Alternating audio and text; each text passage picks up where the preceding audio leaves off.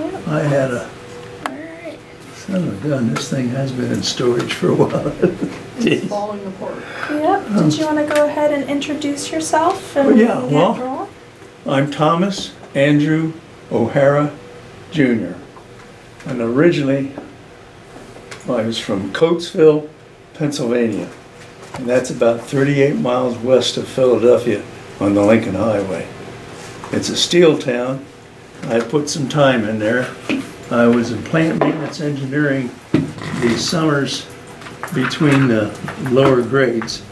And then once I graduated, I had the job in plant maintenance engineering because I was in engineering. I started. Found out I didn't want. I was going to become an aeronautical engineer. I ran into two juniors whose eyeglasses were this thick, and they said, "You can't believe the amount of drawing work you're going to have," which is what I was doing, but just during the summer months. And so I switched over to journalism. And once I graduated, went back to the steel mill, and they said, "Well, we can't put you in the plant maintenance engineering. That slot's been reserved for somebody who's in college now, taking engineering." The long view hope of the community was that the company, the guy would, when he graduated, would go back and work for a steel company. But they're looking, mechanical or electrical or civil, something like that. But at any rate, the doctor, Dr. Carter, was wonderful old man. And he's the steel plant's physician. And he said, "Well, Tom," he said, "what have they offered you?" And I said, "Well, they offered me chimney sweep and boiler cleaner in the open hearth." He says, "No."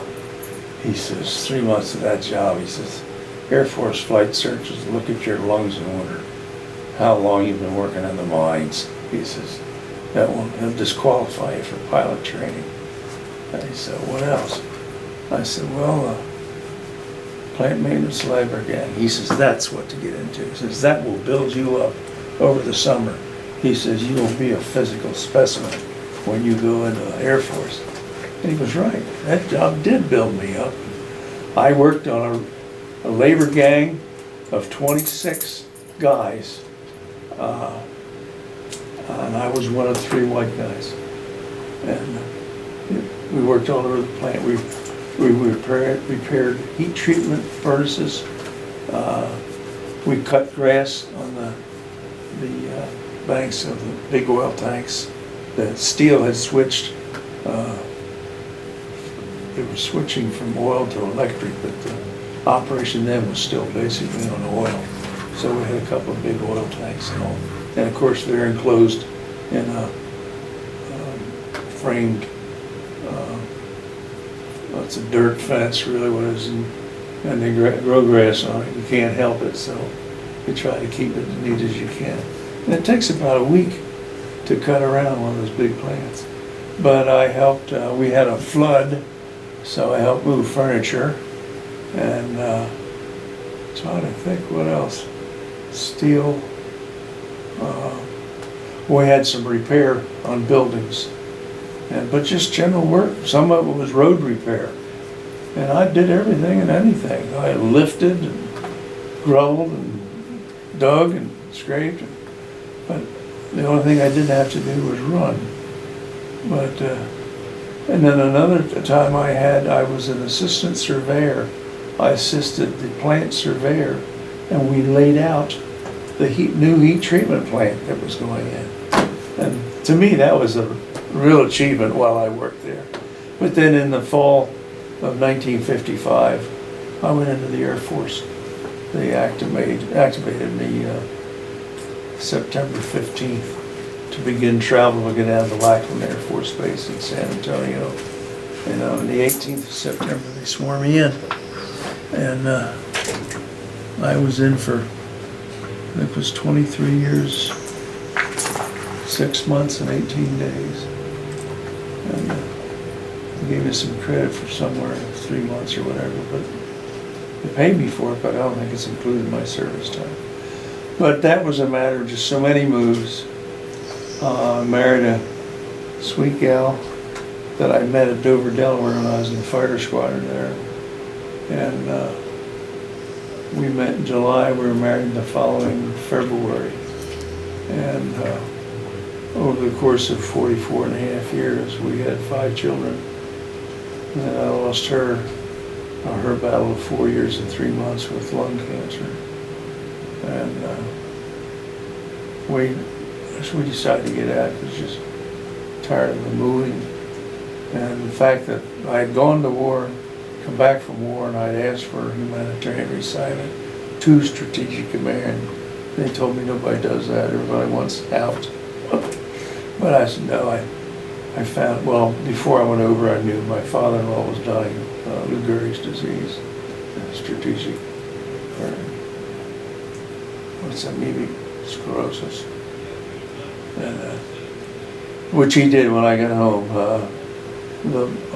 One of my additional duties over there at Top Lee was I was flying B-66s, was that I was a scheduler, mission scheduler, so I could build up crews and everything, and assign crews to missions, and also repaired airplanes and flight tested them when they were done before they got signed off and put back on the line.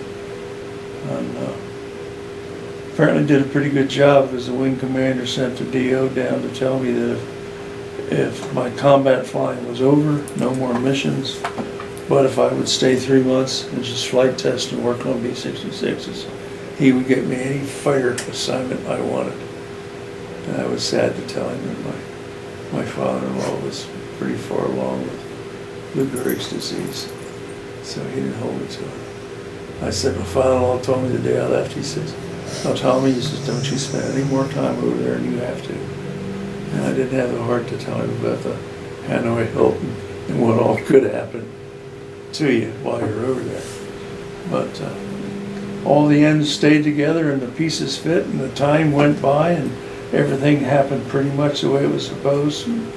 I had no injuries, no problems really, got through my missions.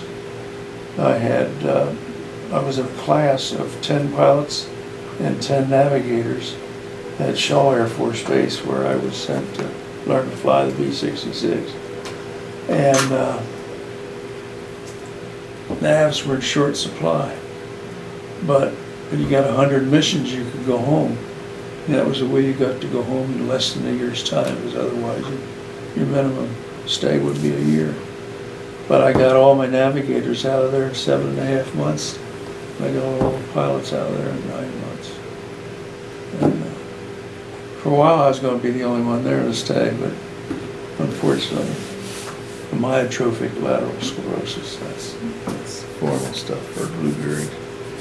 And so I came home and my father-in-law didn't last, unfortunately.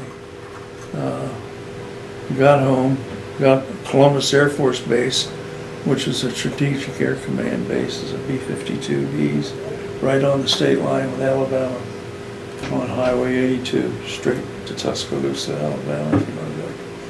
And he passed. So we buried them, and I should say. And then I went to work at Columbus. Flew the B-50. Well, I had to go to bomb school, learn how to handle nuclear weapons, and then went to B-52 school out of California, which I think I forget to put that on here. I was at Castle Air Force Base for about 3 months learning B-52. Came back, just to show you how resourceful they are. A wing commander and I nearly checked full out in the B-52D, but they wanted us for alert and flying, so they put us on a Goody Bird C-47, flew us over to Barksdale, and we finished our checks out in the B-52G, which is a beautiful airplane. It's got the power the B-52D doesn't have. Modern systems are all better. But he and I both checked out there and back home. The next thing I know, I'm on flying schedule and alert.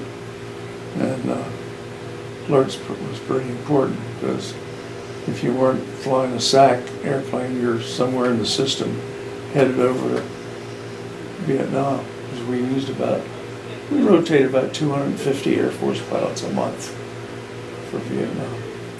What kind of missions did the B-66 fly? It's tactical electronic warfare. And what we would do is go up and we would try to jam SAM missiles and radar-controlled anti-aircraft gunfire. They would be 57, what's the biggest is about 100 millimeter. Went after it one day, it's towards the end of tour, probably about August of '67. I was there from March till November.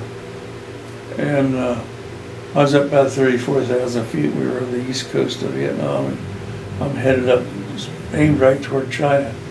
And there's an island just off the China coast called Cat Ba. And it was rumored to have 100 millimeter anti-aircraft gun. And of course, I've got a back end full of electronic warfare officers whose main job is to seek and get intelligence. We would go out and we would spot where the new SAM sites were, take a reading, and then that would come in, that we would have the initial find. And then the next crew would go out maybe the next shift, the next 8 hours. And what would happen is we go from a penciled circle to a blued circle, which meant they were starting to work aircraft up, equipment. And we could tell that they had detection, elevation, and radar direction. 2 fighters. We had a fighter, their fighter interceptor fire control system. And if the next crew confirmed the brown, the pencil, with blue, then either it was firing off by the sight or a visual or a complete check. If they would come on and run their checks, then it would turn to a red circle, which meant it's hot and dangerous. And that would go out to all the fighter bomber pilots and everybody else, because these things could shoot a radius of 25 miles. And the rockets would come up at about Mach 2, 2.5. And they didn't really have to hit you, just go by and blow up, blow shrapnel pieces into your airplane. Which is what happened to, what's his name, Steve, our Air Force ace, or no, Cunningham, Navy, Duke Cunningham. He and his RO, Irish O'Donnell, coming home the day they got their 3rd, 4th, and 5th MiGs, became aces, and they were heading out over the earth, heading towards the water when they get back to the carrier. And a SAM site hit them, didn't nail them, but went by and blew up under them. From their description, about 100 feet. But it's like splinters or nails. It just blew shrapnel all over the place, hit the bottom of their plane, and caused them to lose fuel, and then it caught fire, and they had to bail out. But they were all rescued. But that was the strange part about that war. We're used to gaggles of bombers and fighters, Thunderbolts and Mustangs and P-38s going out, and Messerschmitts and Focke-Wulf 190s coming in. We fought that war over there. I was there during what they called the tug-of-year war, which is we didn't know whether we were winning or we were losing. And from my aspect, if you looked at it like a tug-of-war, I'd say we were losing, but they wouldn't admit it, they wouldn't tell you that in intelligence. But I'm at Tok Lee, and we lost about the average of a guy a week. Someday you lose 1, someday you lose 3. And these guys were flying missions that put them in situations very similar to Iraq and trap. And where they're going diving down through just lead being thrown up at them. A lot of cases it wasn't even aimed. In some cases it was aimed very carefully, as in radar. And to me, what's the other base over there? It was east of us, was a F-105 base, had the same size wing. And he'd send up 64 airplanes and they'd go over target in 4 minutes and bomb and try to get out of there. But I looked at that and I thought, God, we've lost 39, almost, what, a week here, and they've done that at, I can't think of the name of that base. But if they've lost as many, I mean, we did, I found out much later when I got home, well, we lost around 600 pilots that year. And we lost a total of some 2,300. That's our Air Force, so we had a big Air Force. We had B-52s and B-66s and B-57s and F-105s and F-4s. And we had Navy's A-4D and they had their F-4s. I mean, we got in a big way. Spent a lot of money. We used $2 million fighter planes to go blow up a truck. We've done that since World War II. But they shot down over 2,300 of our aircraft in that war. And at the time that I was at Tockley flying, they had a total of about a 200 airplane Air Force, and about 47 or 8 of them were jet, the fighter interceptors, and about 16 or 17 of them were the latest Russian MiG-21s.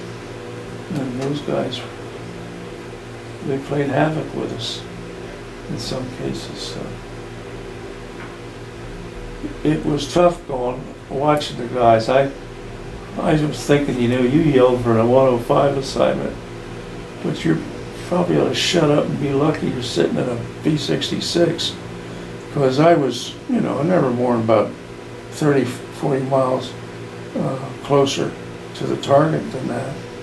And I got a couple of medals there.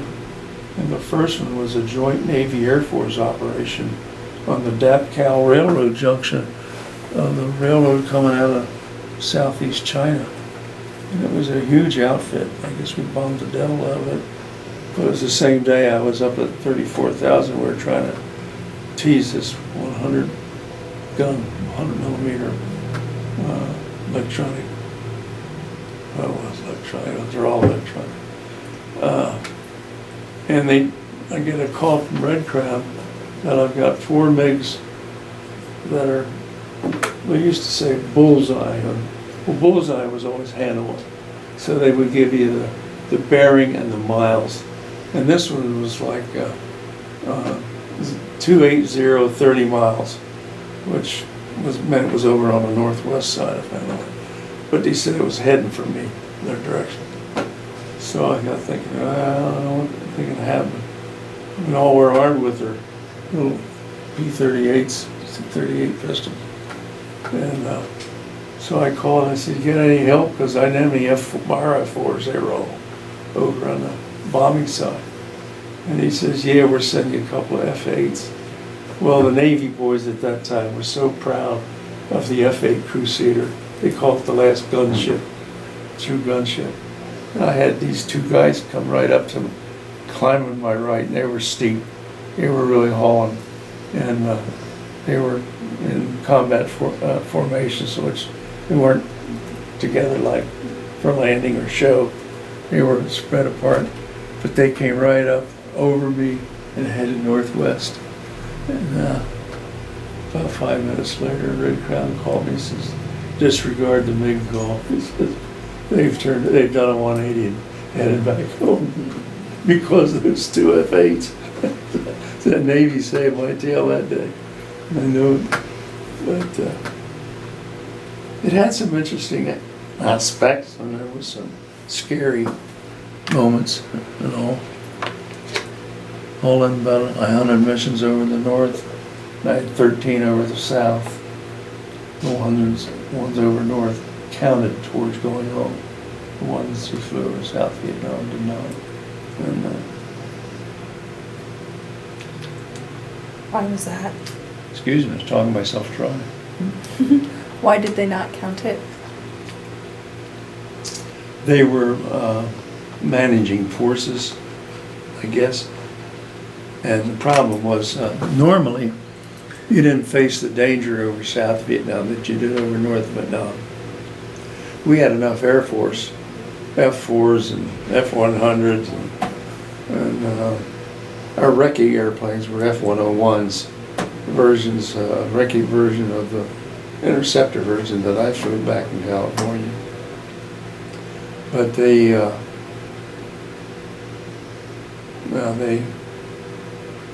I don't know that they ever went down there. I heard that we had a couple of F-102s, Delta Daggers, I think they were in those days. Air defense. They were air defense fighters, and they put them on what they call high cabin over Hanoi. Over Saigon. And that was about the only assignment for F-102s. And with the Air Defense Command sending them out to the sand pile out there in Arizona. Davis Monthan was their so-called boneyard. They were getting rid of the airplane so fast they were ending up with a flush of 102 pilots that they had no assignment for in 102s. In fact, George Bush, our president, was mixed up. He was an F-102 pilot with a Texas Guard, and they canceled his orders to go over. They did a lot of them, because unless they sent them through another airplane, which they were only doing that with active duty Air Force. The Air Guard guys stayed home, flew Air Guard in those days. But they just didn't have anything for them to do that. I was 128, I think I heard 1 month. The Deuce pilots with no assignments, Usually they would be in the Air Defense Command somewhere. So I don't know if they upgraded some of them to the F-106 Delta Dart. That was a premium assignment, and everything in the service, if it's good, it's gone in about 2 years. It's dissipated, but it's no good. If it's really bad, then it's usually converted or canceled within 2 years. It seems that we ever hear about anything good or bad in the Air Force anyway, I found. You're hearing about 2 years. Because when we deactivated the bomb wing there at Columbus, I ended up coming up to SAC headquarters. My first assignment was to go fly B-58 Hustlers at Bunker Hill Air Force Base in Indiana. And then they decided that they're canceling the program. So that was the next message I got on my B-58 was, we're canceling, there's no more inputs, people inputs, and we're starting to deactivate the airplane, send it the Davis Monthan. So I almost got a B-58. And they wanted to send me down to Ramey, Puerto Rico, but my third child, I have 3 girls, 2 boys, then I've since lost my son, June, the baby boy. But my third daughter had asthma. And I asked the flight surgeon about that. I says, I've got one word, it's tropical, that's down there, Puerto Rico, Ramey, all this. And he says, we're going to get you out of that. He said, she'll have her first asthma. They'll put her in the hospital and give her all her drugs, or opinion Apennines or something like that. They'll get her cured, send her home. Then the second time she has asthma, they will all do the same thing. They'll get her, recover her, but then your family goes home for the rest of your tour, and you do your 3-year tour down there, however amount is left, by yourself, and you have to ship the family home and find a place for her to live. I says, no, I don't want any part of that stuff. He says, I know you don't. He says, I'm going to get you out of it. And the flight surgeon did. When you left Pennsylvania to join the Air Force, did you leave brothers and sisters and parents? One brother, parents. Mm-hmm. My dad was an executive with Lucan Steel Company, Coatesville. And Dennis was in, when did I leave? 55. He was still in high school. But just the one brother. And he grew up, he went through Georgetown, he went in the Army, and he was over there a year behind me, but he was actually in Vietnam. He was in Long Binh Army base, and he was supposed to be an infantry lieutenant. He'd gone to training at Fort Ord, but they had so many infantry lieutenants that they were sending out in a measured dose that they put him in the legal business. And he was defending AWOLs. They had about 800 AWOLs a month at Fort Ord. And so, of course, the Army had to defend them. So they put Dennis in charge of defense. And he was getting them off. And I don't know if you ever remember a Hollywood lawyer named Giesler. He was very high paid, very successful lawyer. Defended the likes of Earl Flynn and people that had real trouble. Well, Dennis beat him in one case. Got him off. Or excuse me, I'm wrong. He was on prosecution. They told Dennis, you're doing so well working with these kids and you're getting too many of them off. We're switching you over to prosecution. So that he did. Well, then, of course, the family of one of them had hired Giesler, and he came in. And Dennis beat him that day, prosecuted the kid. He was guilty as the devil. But that was his claim to fame when he was at Fort Ord. And they shipped him over, finally got over there, and he didn't have an Army unit to go. He was there like a lot of guys are finding jobs for it, long been. And Brigadier General Hurlow decided he liked him for aide. So he was the first lieutenant and an aide. Then he'd had some Army experience, he had his training. And towards the end of the tour, they said, well, Dennis, you're up for captain. Well, make you captain when you go home. And Dennis was not military oriented, he says, and then what? So he got out, and he's an investor. He's retired now. He's 11 years, 2 months younger than I am, and he's a tremendous brother. I wouldn't have it any other way. But, Do you have any buddies that you were in the service with that you still talk to? oh, let's see. Not from the bomb squadron. I was U.S. Marshal for 12 years. I got Joe Avery, who was my chief deputy for about the last 3 years. And he's retired. He's in Franklin, Tennessee. He was a Marine. He was an air technician Marine. And we stay in touch. But I don't really have anybody that I talk to from, say, the good old days. Well, see, it's such a different tour. Usually you go in, if you're going to be SAC, you fly B-47s, you fly B-52s, and you build up years of experience flying those airplanes, and you're with a unit, and you kind of know everybody. Well, I moved so much. I graduated from F-94C school, fighter receptors at Moody, Valdosta, Georgia, and went up to Dover, Delaware in April of '57. Well, we deactivated the fighter squadron 1st of July '58, and I'm out of flying. I'm in intercept directing. I'm down at Cape Charles, Virginia. Well, I go to Tyndall first to learn how to be an intercept director. And then I'm stationed up at Cape Charles for, I think I went in there in August of '58, trained, and we were out of there in '59. They deactivated. Actually, they went from a person squadron to data. We just feed the data of a big SAGE center over in Virginia. So then I'm going up to Richards Gavar at Kansas City and learn how to be a SAGE system intercept director. And well, then I get into air traffic control and identification and all that. But at any rate, the next assignment is Duluth.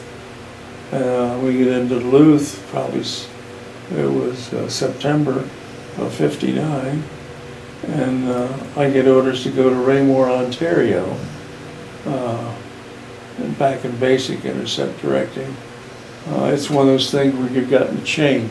It's almost like being a bucket on a Lionel toy, you're in, that's your bucket, and you go up and you dump and then you dump, and it came down, and you could tell on the roster they're going to come down the list to hit OHara, and they did, March of '61. So I was only at Duluth from September of '59 to March of '61.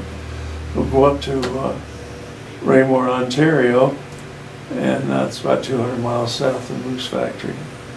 And supposed to be there. I was accompanied Haywood says, I don't want to leave you, I don't want you to leave me, I want you to take us with you. I was colder than the devil, and you're in Mississippi Cross. It's too easy for you to get pneumonia and die. You know, you get 2 little girls. I said, I just assumed, once you live with your mom and dad, I'll go for a 1-year remote tour. And I said, no, I'll come with you. Well, we go up there.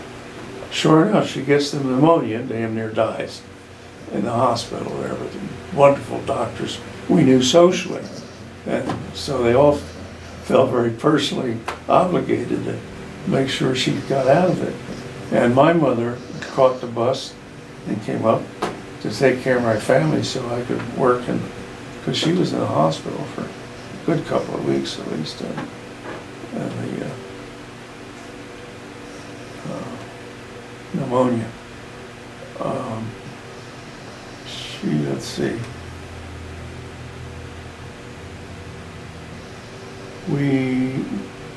It was about October, we got word that the 2 defense departments, Canada and the US, had gotten together. Canada needed a new airplane. They had a beautiful one of their own, which American politics wouldn't buy. So the Arrow was demolished, thrown in the dirt can.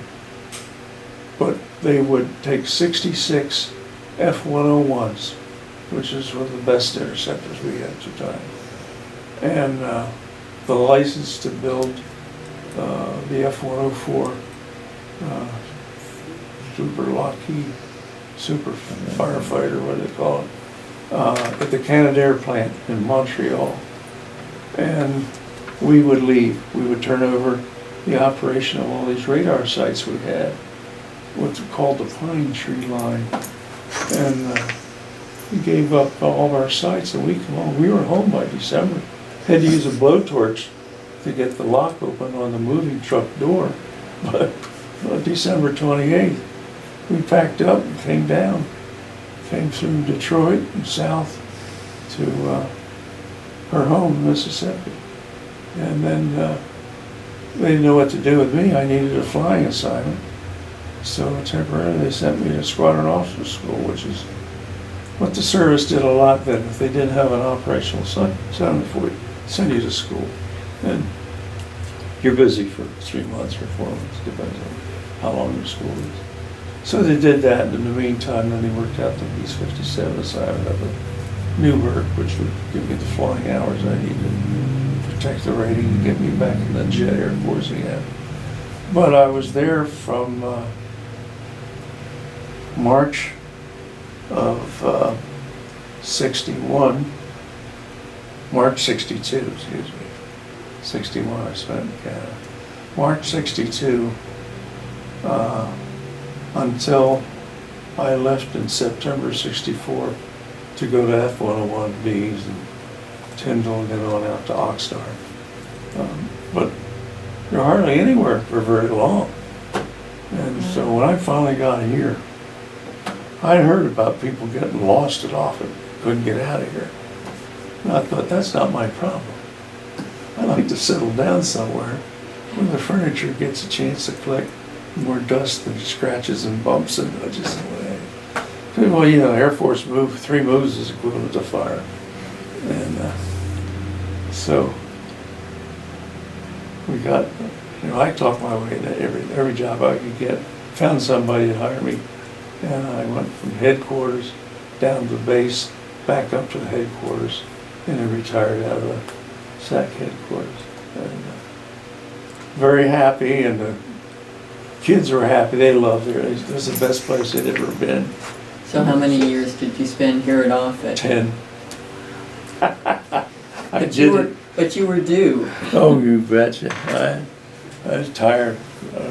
We were tired of moving, and it's rough because the kids are constantly changing friends, changing schools, and you have to stabilize out. And now, see, if I had been a Strategic Air Command guy, I probably would have been. You'd go to base for 3 or 4 years, and I was here for 3, And then he wanted me to stay on another year up at headquarters, a staff job. I was in current office. And then the next assignment was go to the Pentagon.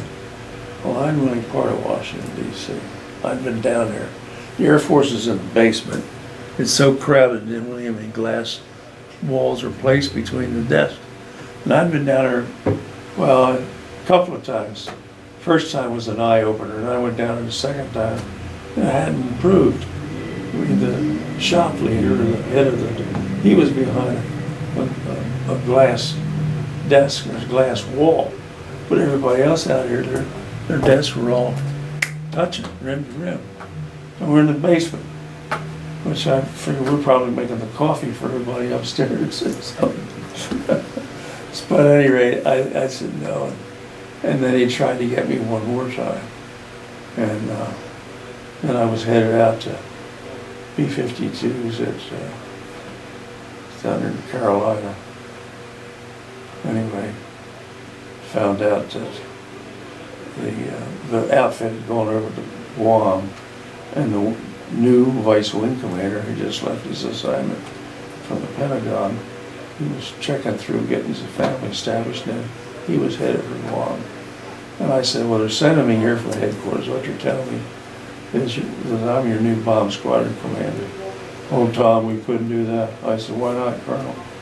He says, well, we're supposed to be one of the key outfits in SAC. He says, but we just about got mutiny on our hands here. And if we don't get the job to one of two majors in the bomb squadron, we're going to have major troubles with the crews. Well, everybody was tired of flying and alert and the same old thing. And then Guam was your change. And I said, well, if you don't mind, I said, if I come there, what will you do with me? He said, probably make you director of training. Well, in Strategic American Command and Bomb Wing, that's the automatic way a commissioned officer, lieutenant colonel, goes out the door. Goes director of training. Then the next big thing you know about him, he has his retirement ceremony. And I said, no, I'm not ready for that. No, I don't want to get out. I just want to assign where I'd be useful. And so I went back up and told the personnel guy. He says, they'll do what we tell them. I says, yeah, they will. I'm talking to another colonel, a young fella, who's or lieutenant colonel, excuse me, we're equal. And he's in charge of senior officer assignments out of SAC to other places. And I said, yeah, they'll do what you tell them until I show up and you don't have anything more to say about me because I've signed in there. I'm out of here. They'll do what they want to do. And I said, and you've been on a SAC wing, SAC base, and you know that wing commander will do what he deems best. And the DO's right behind him, and the vice wing commanders saying how high, you know. So I said, I've got a possibility across the base here at Offutt, staying under my, I had enjoyed a special duty that got me into all this. I have a fellow by the name of Colonel Jim Markey, who was our command and control colonel at Talkley, and I knew him pretty well from there. And surprised at all, he'd gone toward the Pentagon and up, and he had meritorious badge, that big flowery badge they get when they do international work and everything else. He's a wonderful guy. Kind of reminded me of Jimmy Cagney. And so I said, I told her, I said, I'm unhappy. If 18 years, I'm ready to throw it up and get out, but I got to go 2 more years to qualify for retirement. He said, why don't you come work for me? I said, what I'm doing? He says, you'll be a T-39 flight instructor, instructor and flight examiner. You're on. It's a full-time flying job. Couldn't make me any happier. I heard from some of the smartest guys in the Air Force was never take a job more than a block and a half off the flight line if you want to be happy and stay in the Air Force. So at any rate, this was perfect. And so I went down and I flew in the fall, about 2 months. And the next thing, they put me on this T-39 flight instructor pilot in command to fly General John C. Meyer. And he retired mid-year, 74, I think it was. And then General Russell E. Doherty came on. He was SAC from about middle of '74 until he had a heart attack and retired the following year. But it was my job to take them up, let them fly anywhere they wanted, keep them current, and keep them out of trouble. And I did that. So they were done. Next thing I know, the base commander calls me up. He's vice base, and I said, we got to go over to the officers club for lunch. I want you to meet me over there. And I said, well, yes, sir. I said, I'm in my fly. He said, I don't care how you're dressed. Be there at the officers club at noon. Yes, sir. So I go over there. We set one of these little tables at the side of the room, and he's got some group from downtown that's sitting in the dining room and all waiting for him. And he says, you want to make full colonel? I said, well, I didn't have any idea about it, Colonel. I said, I kind of thought I'd be done in 2 years. I said, I've kind of had my love affair with SAC, got my nose smashed a couple of times. I said, I think it's probably best I, having made my contribution, take my wife and 5 kids and go find something else to do. He said, well, it's up to you. He says, but I need a new squadron commander for the 3902nd Organizational Maintenance Squadron. Will you take the job? Yes, sir. So that's where I went for the next year. Well, the 3902nd was the host wing. We had the maintenance. The 355th, or the 55th wing, is a tenant wing and often, which means we're providing them space and services and whatever else they needed. And they had some confab up at SAC between 15th Air Force, Lieutenant General, and SAC headquarters, and decided that 55th was going to take over maintenance for the whole base, just as if they were the host maintenance wing. And that was the beginning of the downside of 3902nd as an organization, because I've never seen a tenant wing take over the host base responsibilities. Only here, only in SAC. That's what they did. And then, let's see, spring was May, 75. We turned everything over. And then there was a job opened over at base ops. Danny Doyle was the base ops officer, and he was retiring in September. So again, Markey and personnel says, anything you want, we're happy, we'll sign off on it. And so I said, okay, I'd like to become base ops officer. And at the time, I was about 6 hours short of a master's degree in business management through UNL. They sent their professors up at night to us. And Carmen, right-hand gal, the professor, Abbott, what was his name, Abbott, said the professor's got an assignment to go to the University of South Africa. And he's leaving in 2 months, right after graduation. She says, you get on your horse and you get these 6 hours out of the way and get your degree, because it's not necessary that the next professor come in and run the same program the previous professor did. So that I did. Whenever Dan says, come on in to desk, says, read what you have to, keep up with it here, and he says, you'll be ready when I go out. So Dan retired over here for Papillion, and I became base ops officer, which all worked out very wonderfully because I graduated with masters out of UNL in August of '75. Well, in the fall of '75, we had a presidential visit, first one Gerald Ford made after he was shot on the streets of Washington, shot at, and they hit a couple other people. And but they came out here, and everybody was nervous. This is his first trip out of town, so he selects an Air Force base. So which one? Well, headquarters. So they came out, and perfect trip. Everything was quiet. just ideal. So I think that was to dedicate his birthplace up here, about 38th and Center, somewhere his home, his original home. And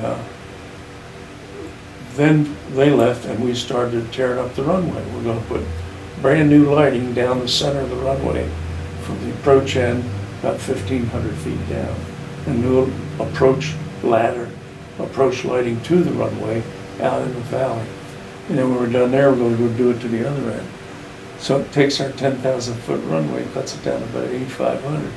And Sack's moaning there, we gotta go TDY, gotta take looking glass the whole operation up to Ellsworth.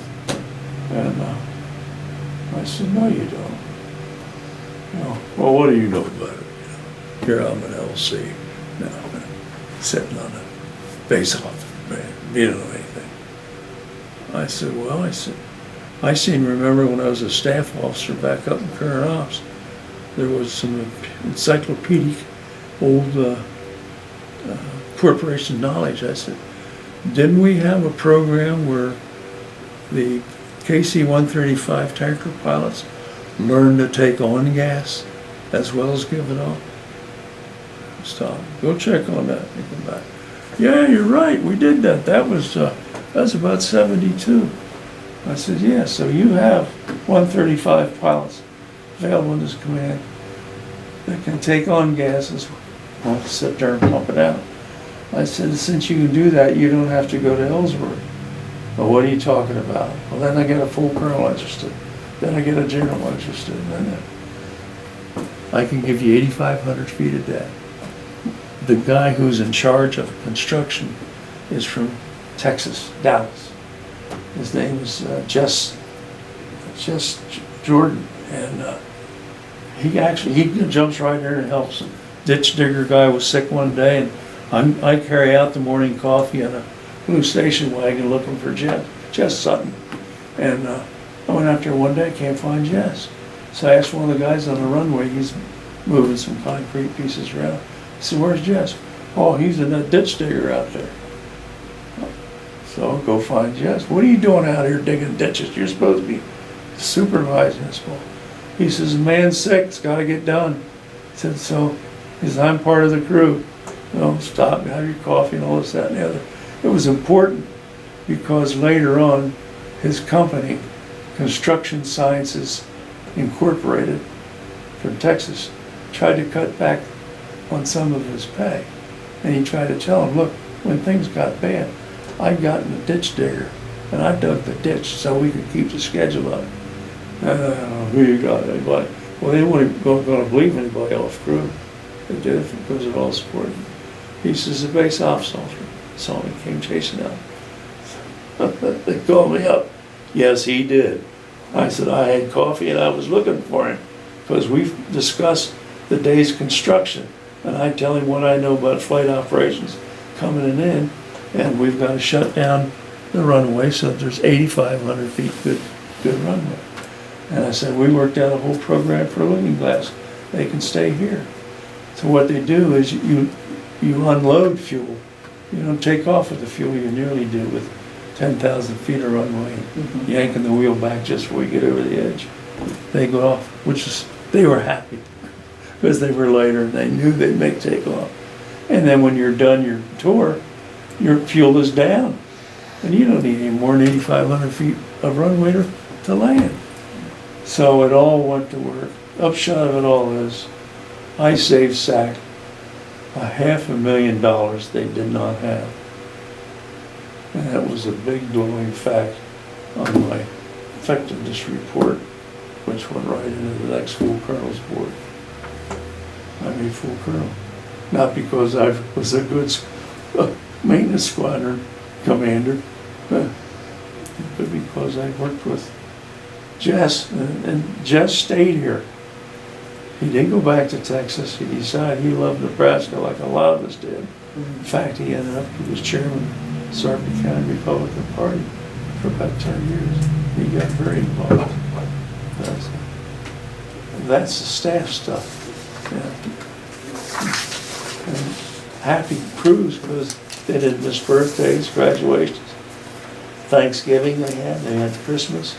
because we had to do this all through the winter, because when we were done with the 1,500 feet up on the northwest side of the runway, then we went to the other end, to the southeast end of the same runway, dug it up, put lights in, put lights out, and so on. So we were a better part of a year with effectively an 8,500 foot runway. But everybody stayed on, and the mission continued. And that was one of the happiest periods in my life. I almost thought about staying longer. But then when I got promoted, a guy I liked very, very much was a Lieutenant General James Keck, West Pointer, and he was Vice Sixth Second. And he's the one that yanked me from my DO job down there at Base Ops, because I had all the operations. I had the operations squadron, T-39 flying and all that stuff. But operations speaking, had the Form 5 section, parachute section, all that. They yanked me out there and put me in the underground SAC. We're short of controllers, so we needed, but I could see what was coming there. Usually it was 6 months there and then over to Guam as the assistant DO or DO. Well, Guam's the same as Rainey. Couldn't take Kimmy over there. And so I looked at it and I thought, well, no, I don't. So I stayed in the underground 2 years, unheard of. I think I'm the only man in history of SAC who was a senior controller for 2 years. Retired out of there. And then what did you do after you retired? Well, I set my wife up in real estate.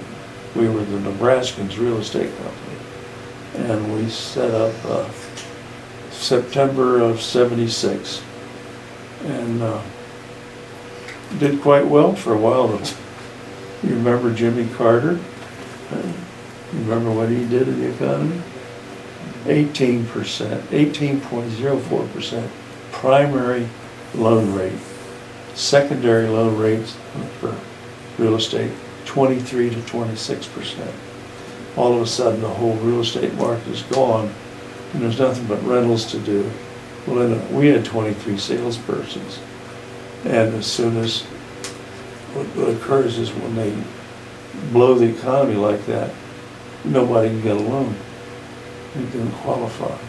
And the rough part were the ones that were still under service, progressing on, because they have to sell their house in Omaha and buy a house in Alexandria, Virginia, or whatever. And used to have called a bridge loan, which was they give them the money to cover their payments, leaving until the house sold, and then an advance loan so they could get into the house that they selected. So finance people helped the GI out, and it worked out. A lot suffered. Some lost their homes. A lot of went into a lot of rentals. I'll tell you from a business point, you don't make any money in rentals, because all you get's about 10% of the rental each month, you know. And so our sales dropped off. Well, people were dropping out of real estate right and left. But next thing I know, they want me to run for commissioner. So I became county commissioner. You want to show us the helmet and the photos? Make sure that This helmet's in decrepit state. I never knew that leather could do this in the garage. But this was the helmet I had for the T-39, and normally we never wore them. We had a headset we wore, and we just bareheaded. But you had to have one for crash purposes or what have you. And of course, that's the helmet bag. This is called a brain bucket. That's the brain bucket's bucket for that. I'll be darned, I had no idea. Oh, this is the oxygen mask. I had a nephew.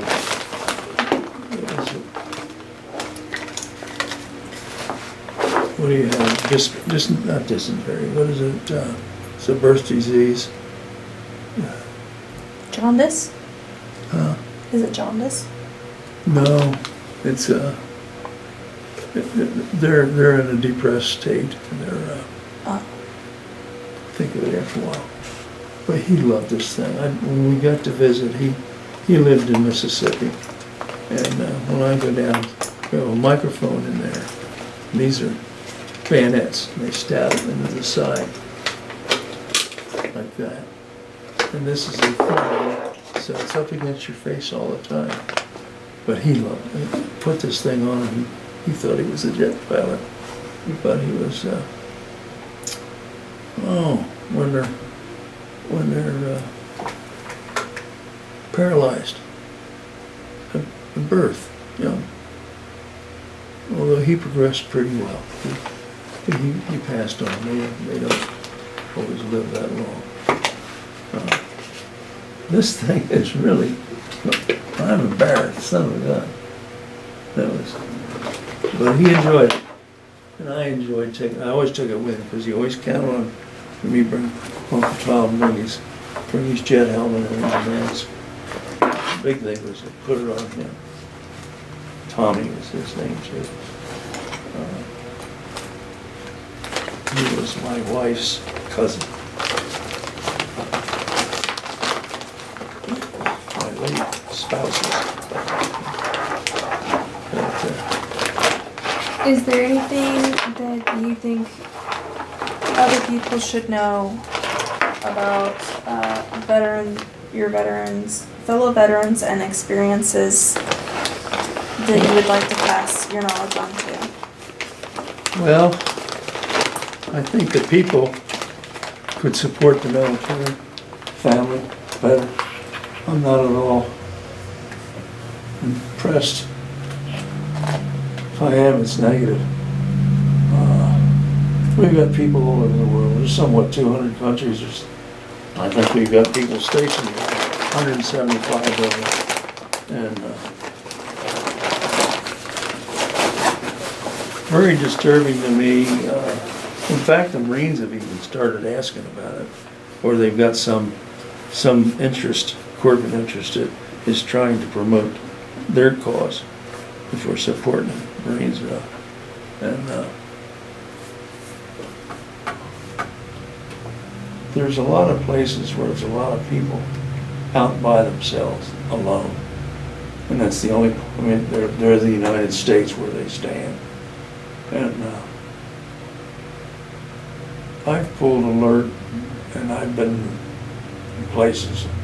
I've either had an RIO with me, a radar intercept officer, or my crew in the B-66, and then of course I had a crew when I flew B-52 out of Mississippi for a year. Sometimes you're poised, and that's your world. And often it's repeated too much, it's the way of life for a while. And I'm not always sure that American people appreciate that guy. In the old days, I guess it'd be like standing by yourself with a musket at Valley Forge, hoping the British don't come from Philadelphia or something. But in the modern world, we've got all kinds of things. And I just wish people pay more attention to the military. But we pay for everything in this country. The military is volunteer, so they're happy. They're getting paid for what they're doing.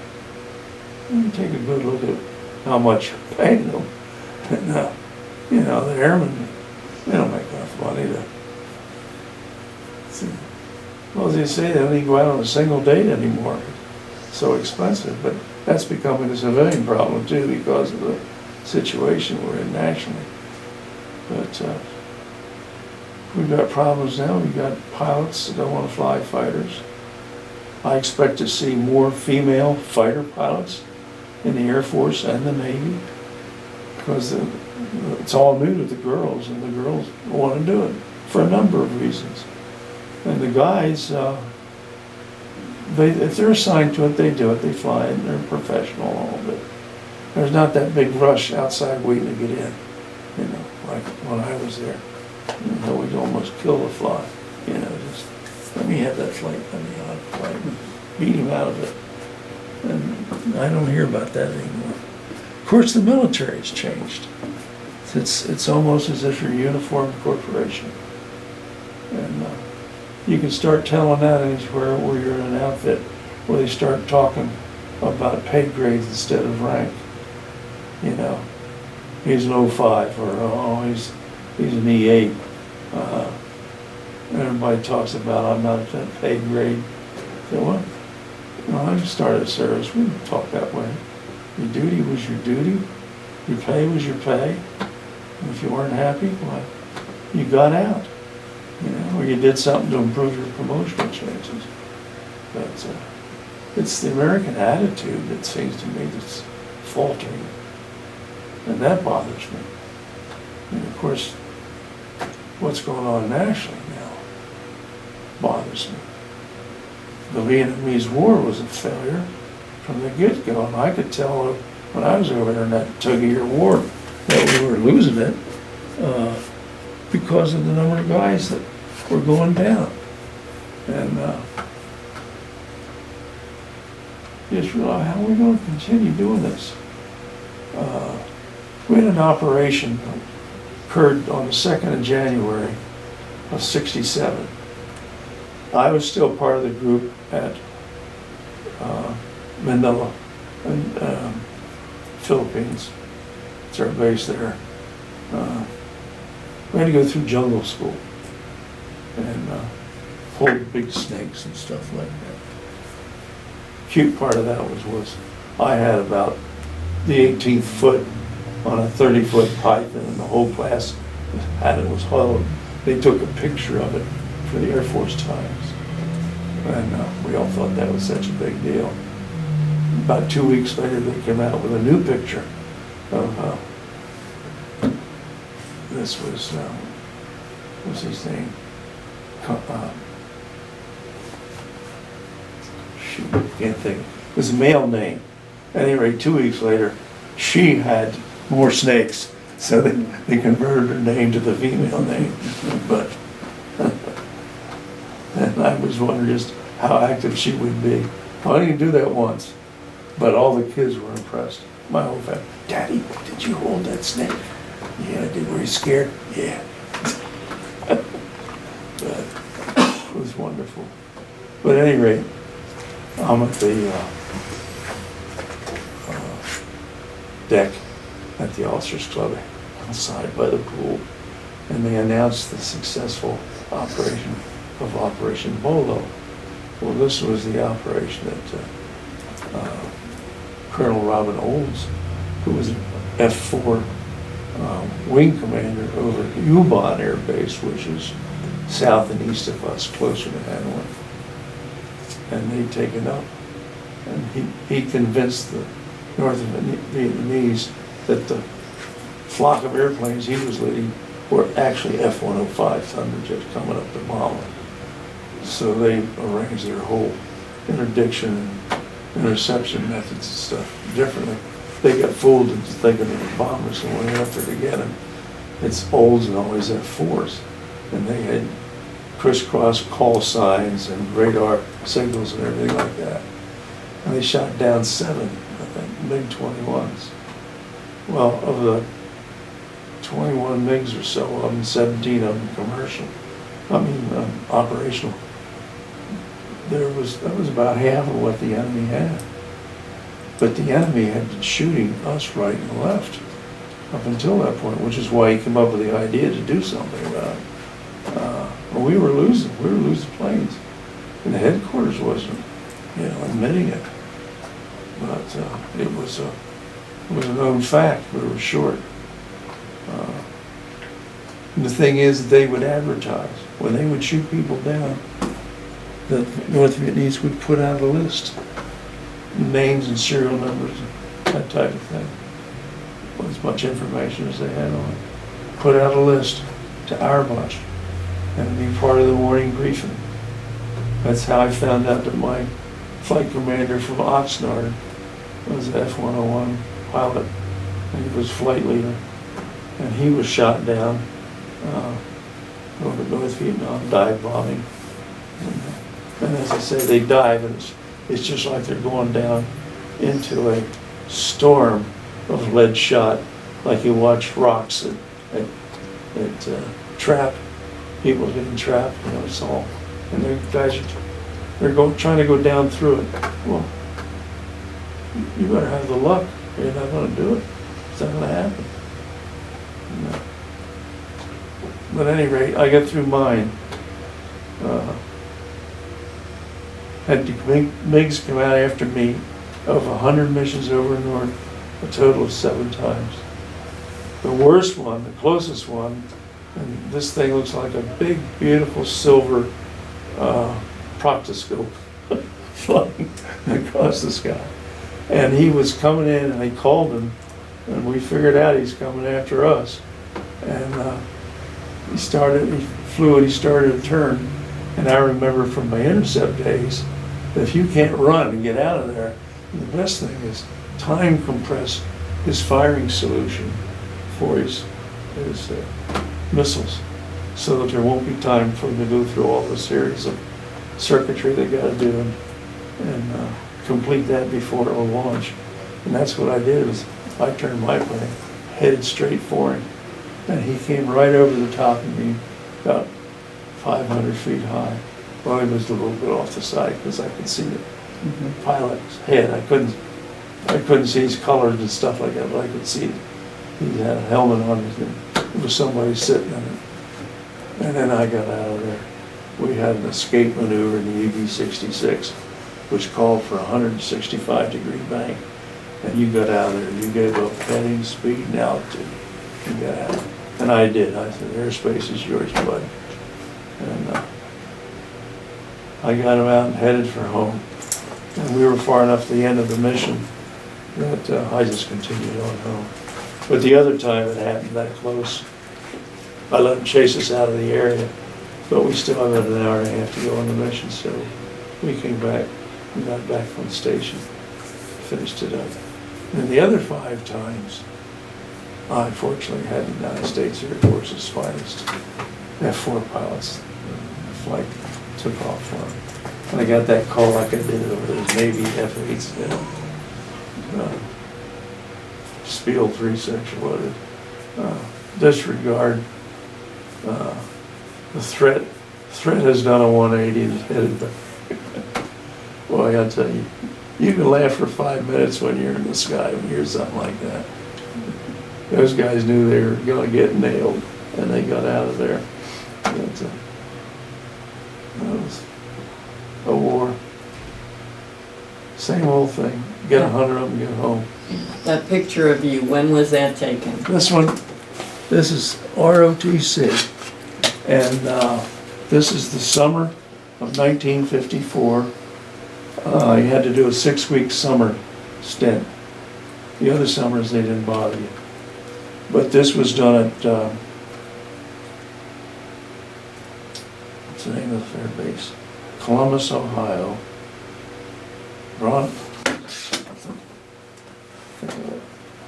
The name's changed, airbase has changed name about 4 times. It was called Rickenbacker at one time. But when I was there, I was a cadet at Notre Dame ROTC. And let me see this thing.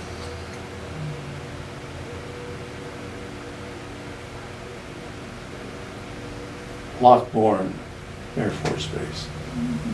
Just south of Columbus, Ohio, home of Ohio State. And it was like 6 weeks. Very good. Good training, except the part where they took us east and we had to hike up through the Hocking Mountains. And that was a lesson learner. We found out who knew anything about the woods and who didn't. Fortunately, being an old Pennsylvania boy, I was used to hills and valleys and streams of water running through things. And this is B-57. It's made by Canberra, or it's called Canberra, the Brits. And we got the license to build it at the Martin plant in Baltimore. And that was the model I flew. we had these at Newburgh, New York, up at Stewart Air Force Base. And had a pilot, and we had a electronic warfare officer behind. And during the week, what we'd do, we'd take off and we'd go to a fighter interceptor base. And then every day during the week, we would train on their training missions. They'd come up and they'd try to shoot us, knock us down. And we would give them silver, old, talking 60 years ago. What do we call that stuff? Flak? Chaff? Chaff. Thank you, chaff. What it was. And we used chaff for electronic. We had our gear was strapped to the door. The door was a rotary door, but all of the electronic equipment, black boxes and what have you, were on the door. And he ran them from the back. And he kind of doubled as a navigator and all, but we're flying in friendly territory, so there's plenty of nav aids. So I just reach up and tune them in, and either one of us could nav. But he generally kept a map and notes to stay apprised of where we were, what's going on. Most navs always know where they are, and big thing I enjoyed is the navs that we become electronic warfare officers, and this is a B model here. A C model has a kind of an airfoil out here. It holds equipment, electronic equipment, but this one appears to be the B model with the jammer, which is the device on the equipment. This just has a pilot, a navigator, and one electronic warfare officer. And you get to where you want, and he just turns it on. He just blasts everything radar-wise. They can't see anything. But I always got a kick out of the electronic warfare officers, because whenever they got together, when they were drinking, they drank Old Crow, because that's what they were known by. They were crows. Good men. That's one thing we had in the Air Force, is good people. How much time do we have left? So, yeah, we running your clock down yet? Not quite, we still got a little bit of time if you have Yeah. any more you want to explain. No, what else can I help you with today?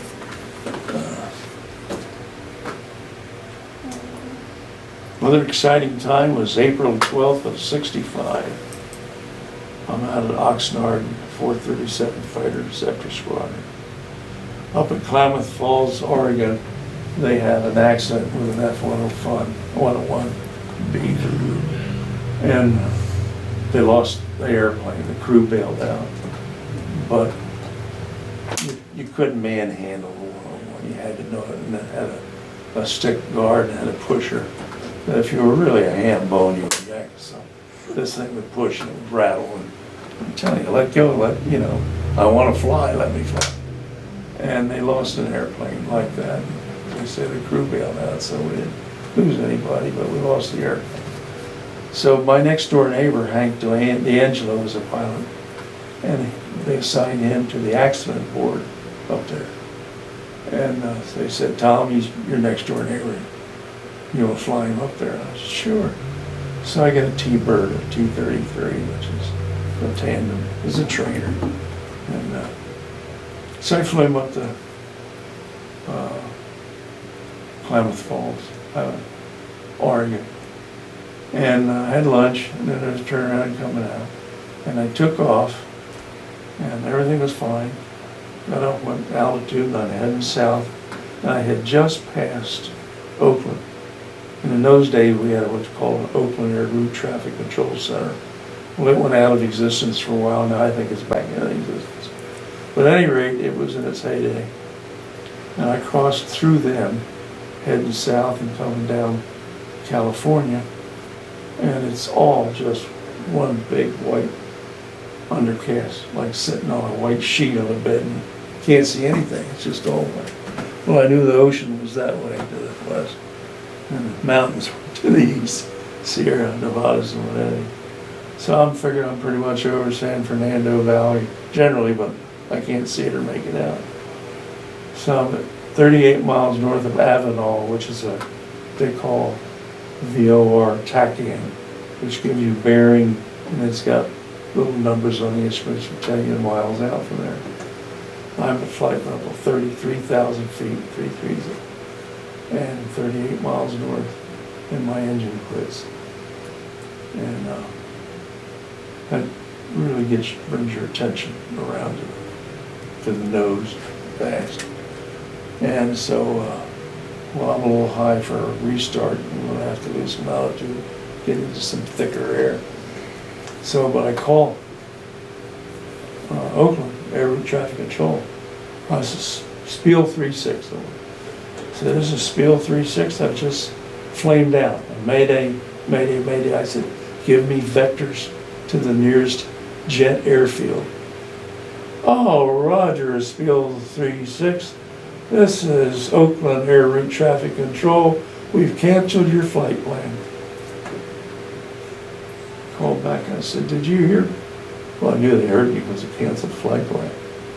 But I didn't have anything else again. I had a battery running for a little while. Well, I got it down from 33 to about 27,000. I didn't want to start. And I tried to start. I had no normal fuel control. I switched over to emergency. It wouldn't feed fuel in emergency side. And so I said, well, I'll go through procedures. I hit the air start ignition and put in the fuel from the normal. Nothing. Hit the air start ignition and put it on the emergency side. Nothing. So I called and told him, I said, I can't restart.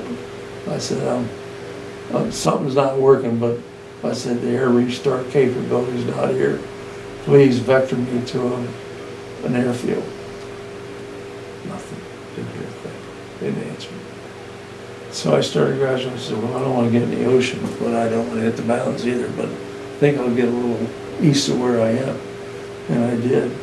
And I came down and I started down through this white undercast. Well, I get about 4,000 or 5,000 feet down through it, and it starts to break up. It's got a hole over here and a hole over there. So I said, well, I better get over there and see if I can't find something. I just had dreams of me bailing out in the airplane, going into a school, all that kind of thing. Because it's April 12th, school's still on. And so I saw this hole and I went over there and I looked down and I saw it's more broken down below. But you still couldn't make anything. So I flew a 360-degree, losing altitude all the time. But it's gliding, it's a high-speed glide. And I'm coming around this one time, and I see this strip of bright, clear, brand new concrete down there. I thought, aha, that's that new interstate they're talking about running through the valley.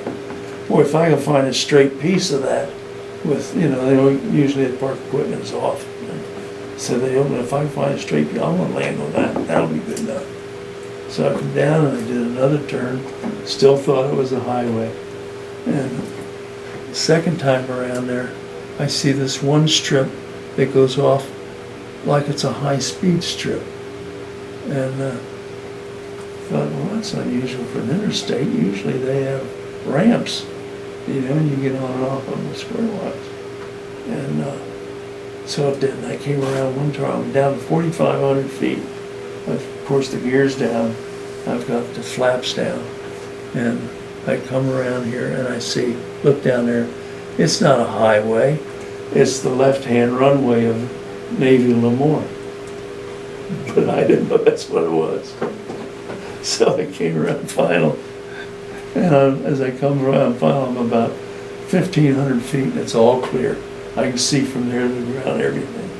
And here's the entire Navy fire and rescue sitting over here, one after the other. Just looks like they called out 100 of them. So I get down and I land and pop up in the canopy, almost use as a drag chute. I'm down, I have no engine, of course, so I take one of these high-speed turn-offs, get on it, break down a little bit, and I end up and I stopped right in front of all this air rescue stuff.